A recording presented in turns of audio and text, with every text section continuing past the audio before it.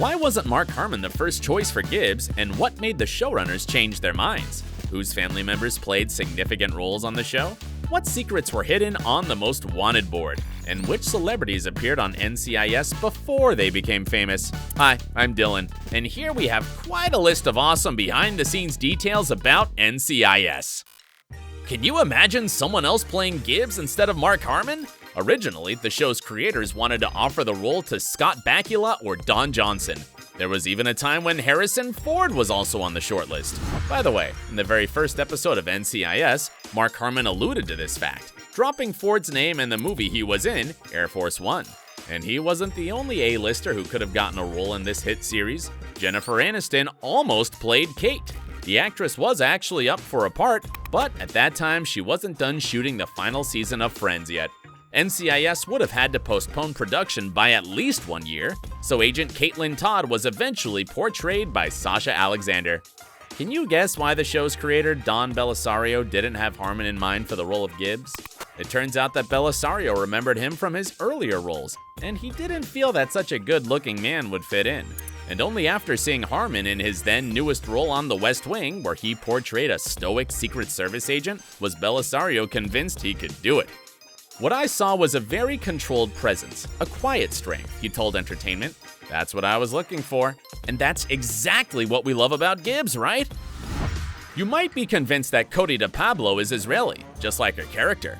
But in real life, the actress was born in Chile and moved to US with her family when she was 10. And although Ziva David proudly wears a Star of David necklace, Cote de Pablo was raised in a Catholic environment. There's yet another thing that separates Cote from her character. Before becoming an NCIS cast member, the actress was terrified of guns. She was literally trembling on her first day at the firing range. Fans were heartbroken by Kate's untimely and tragic death after only 2 seasons on the show. Surprisingly, Sasha Alexander herself asked for Agent Todd to be killed off. The official reason for leaving was that she was asked to be let out of her contract so she could pursue other opportunities. But the actress later explained that working on NCIS was completely exhausting because of the long working hours. Cote de Pablo had an undeniable on-screen chemistry with her co-star, the charming Michael Weatherly, and many viewers were convinced that it extended into real life as well.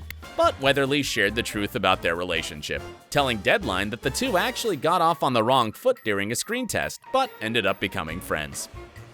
I just remember her cold stare, he said. She just loathed me instantly. But we quickly became very close friends. And the actors apparently remained friends even after they both left the show. In 2018, De Pablo and Weatherly reunited to co-produce the drama series MIA. The NCIS creators strive to keep everything on the show as realistic as possible. They even consult with real NCIS agents and are in close communication with the NCIS communications director. By the way, some of them made brief cameos in the series. David Brandt, who served as the NCIS director for 9 years, shared the screen with Mark Harmon and actually made a joke about retiring. This was a nod to a real-life event, as the episode aired 1 month before Brandt's retirement. Mark Harmon is not only good at portraying the fearless NCIS agent, he's a hero in real life too. In the mid-90s, he saved 2 teenagers who got into a car accident outside his home in Los Angeles. The car burst into flames, and the boys would not have survived if the actor hadn't rushed to help them. He smashed the car windows with a sledgehammer and rescued them both. The NCIS actors have quite a lot in common with their characters. For example, Michael Weatherly's own family history is very similar to his characters. As you might remember, DiNozzo's wealthy father cut him off from his inheritance. And in real life, Weatherly's father cut him off from the family fortune when Michael revealed he wanted to become an actor. Pauley Perrette, who played the most adorable forensic specialist ever, says she's been completely obsessed with crime stories since she was a kid. She earned a master's degree in criminology and wanted to become a police officer or federal agent. But then Pauley discovered acting, and her education helped her to get the role on NCIS. Moreover, 2 years ago, she established the Pauley Perrette Scholarship to benefit female students majoring in criminal justice. The actress revealed that, for her, it was a way to ensure Abby and her inspiration lives on forever. Since deciding to leave NCIS after 15 seasons with the show, Perrette keeps a reminder of her character in her home, Abby's parasol, which she is known for never going outside with. Mark Harmon revealed that there's one thing that surprises him most about Gibbs, which is how many times the character has been married. In real life, Harmon's only been married once, and his marriage with Pam Dauber has been going strong for more than 30 years already. On the set of NCIS, there's a whole lot of surprising relative connections. Sean Murray, who portrays Timothy McGee, is a stepson to the show's creator, Don Bellisario. Murray's mother, Vivienne, played Gibbs' love interest in the first 2 seasons of NCIS, and his stepsister, Troyan Bellisario, played Agent McGee's sister, while his stepbrother, Michael Bellisario, played the part of Abby's lab assistant, Chip Sterling. And if you ever wondered why a younger version of Gibbs in flashbacks looks so much like Mark Harmon, there's a simple answer. The role is performed by Sean Harmon, the actor's elder son. The cast members of NCIS may have a lot in common with their characters, but sometimes their habits are completely opposite. You have to remember Abby's caffeinated energy drink addiction. In the beginning of the series, her famous Caf-Pow cups were filled with Hawaiian Punch. But later, Pauley Perrette stopped consuming refined sugar, and the punch was changed to unsweetened cranberry juice. By the way, the brand doesn't exist in real life. However, you can find the Caf-Pow cups among many other NCIS merchandise. Mark Harmon is not addicted to caffeine either. All the cups he holds on screen are filled with tea or water. Fans of the show definitely remember the unique sound that seems like a light bulb exploding. It comes with the black and white preview at the beginning of each act of an NCIS episode. This poof sound was created by Don Bellisario, who simply hit a microphone with his hand. Fans were really worried when they noticed how fast one of their faves, Sean Murray, was losing weight throughout the 8th season of NCIS. They thought the actor was suffering from some illness. Fortunately, that wasn't the case. Sean Murray took to Twitter to reassure everyone that his slimming down was the result of a new diet. Have you noticed that Gibbs sometimes playfully, or maybe not so playfully, slaps fellow agents on the back of their heads? This was an improvisation of Mark Harmon's that soon became one of Gibbs' trademarks. There's even merchandise saying, "Don't make me Gibbs slap you." It looks funny on screen, but it would never happen in real life. According to the NCIS communications director, if a real NCIS agent did that, it would lead to disciplinary action. Maria Bello confessed that she wanted her character to have a man's name. She had always loved boys' names for girls, but most of all, she liked the idea of the other characters talking about Agent Jack Sloan assuming it's a man, and then realizing that wasn't the case.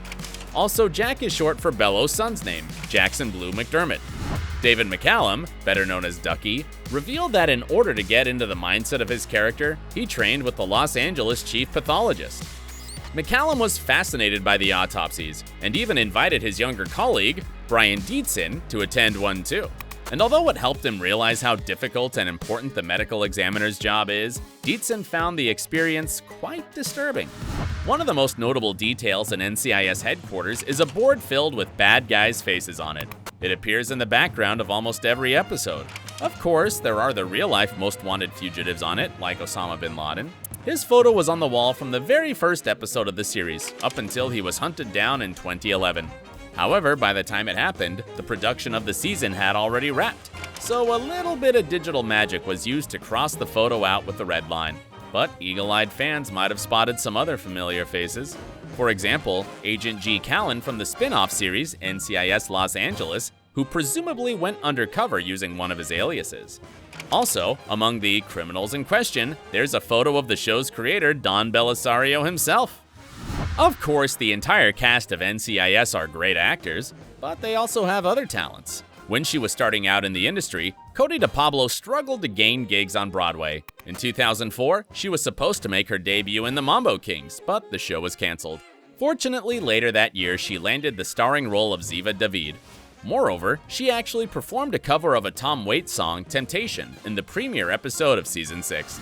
Michael Weatherly sings and plays several instruments. He has contributed 2 original songs to the official NCIS soundtracks, Bitter and Blue and Under the Sun. And so did Pauley Perrette, who wrote and performed the songs Somebody Saved You and Fear.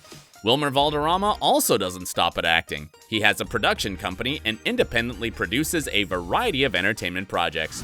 Unlike his co-stars, Mark Harmon has a very down-to-earth hobby. The actor grew up learning the craft of woodwork in his dad's workshop. In an interview with Men's Journal, Mark shared that if he wasn't acting, he'd be a carpenter. To pay tribute to this, his character Gibbs builds boats in his basement as a hobby. And the tools he uses actually belong to Harmon. Over the years, many celebrities have made appearances on NCIS. The Stranger Things stars Millie Bobby Brown and Sean Astin both had small roles on NCIS, although not in the same episode. Astin portrayed the lead investigator on Dr. Ryan's team in Season 9, and Millie Bobby Brown starred in Season 12, where she played a girl who killed her own mother. Ricky Whittle, best known for his roles on The 100 and American Gods, played a villain who kidnapped Palmer and Ducky in the 10th season of NCIS. And Misha Collins' role on the show was far from angelic. His character unwittingly kidnapped a Navy officer. The star of The Vampire Diaries and the originals, Daniel Gillies, played the role of a member of the Royal Navy who was framed for murder. But the most surprising celebrity cameo was made by none other than the former First Lady, Michelle Obama. She appeared on the show in order to promote her charity program, Joining Forces, which aims to help veterans and their families to adjust from military to civilian life.